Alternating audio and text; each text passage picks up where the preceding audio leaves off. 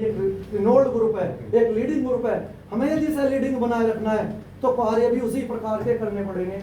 तो सब जगह बचत भी करनी है, अच्छी चिन्ह भी बनानी है, मिनिमम लॉसेज के साथ बनानी है। लॉस यदि बढ़ेंगे तो रिकवरी कम हो जाएगी, तो हमारा नुकसान है। कलर यदि खराब होगा बिकने में दिक्कत आ जाएगी। बगास ज्यादा लगाएंगे सेविंग नहीं हो पाएगी, खर्चे कहाँ से आएंगे भाई। वेजेज भी बढ़ गए, केमिकल का कंजप्शन भी बढ़ गया, चूना सल्फर भी बढ़ गया। तो इन सब के लिए क्या करना होगा, हमें इनसे बचत करनी होगी। तो मैं बता रहा था पैन को चलाते समय किन बातों का ध्यान रखना चाहिए, किस प्रकार से चलानी चाहिए, क्या प्रॉब्लम्स आती है उनके बारे में किस प्रकार काम करें। ज्यादा टाइम न लेते हुए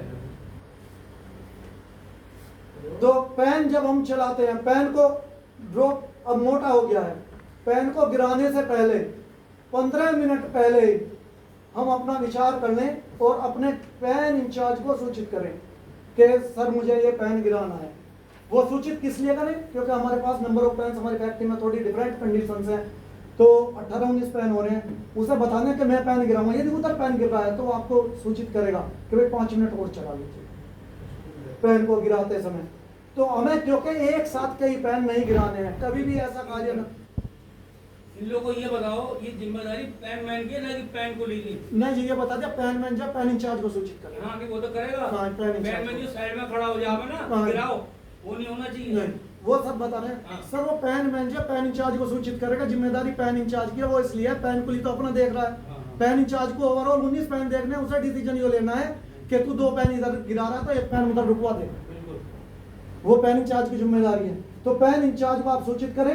यदि उसे लग रहा है लाइन क्लियर है, सिग्नल ओके तो ओके, और यदि नहीं है तो आपको सूचित करे तुरंत, वो सूचित करेगा भी।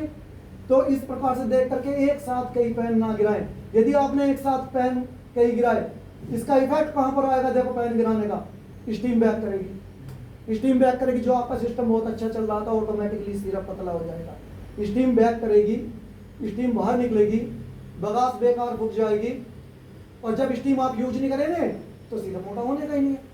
तो अल्टीमेटली इफेक्ट आपके ऊपर आ जाएगा, आपकी एफिशिएंसी पर आ जाएगा, आपकी वर्किंग पर आ जाएगा। तो इन सब बातों का आपको ध्यान रखना है। पैन तो पैन में बता रहा था, पैन ड्रॉपिंग के समय किन बातों का ध्यान रखना, आप पैन इंचार्ज को सूचित करें।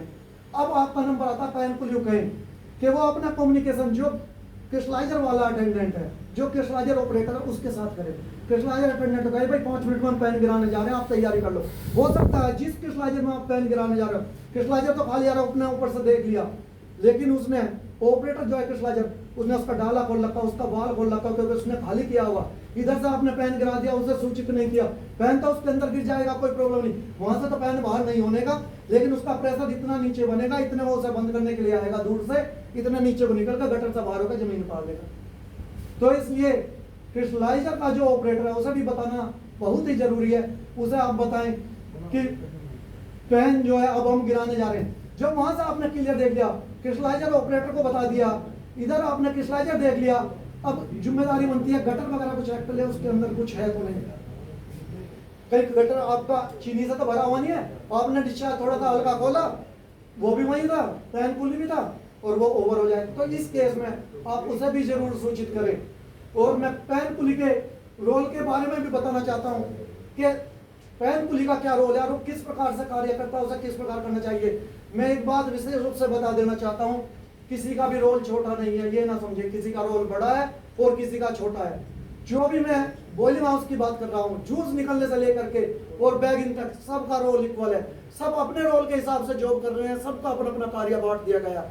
और वही सबसे बड़ा कार्य होता कि हर एक व्यक्ति अपने कार्य को पूरी लगन, ईमानदारी, मेहनत के साथ अपने कार्य को अंजाम दे। पैनमैन पैन के कार्य को अंजाम दे, पैन कुली के काम को दे, मशीन वाला मशीन के को दे, जूस सल्फाइटर वाला जूस सल्फाइटर दे। किसी का भी रोल कम नहीं है। और मैं आगे भी बताऊंगा भी ये कि इतना वर्क एफिशिएंसी पे कितना सबके रोल का प्रभाव पड़ता और किस प्रकार से एफिशिएंसी बढ़कर आती है सबके रोल से। तो किसी का भी काम छोटा या बड़ा नहीं है, सबका अपनी अपनी जगह काम इंपॉर्टेंट है। तो पैन कुली इस बात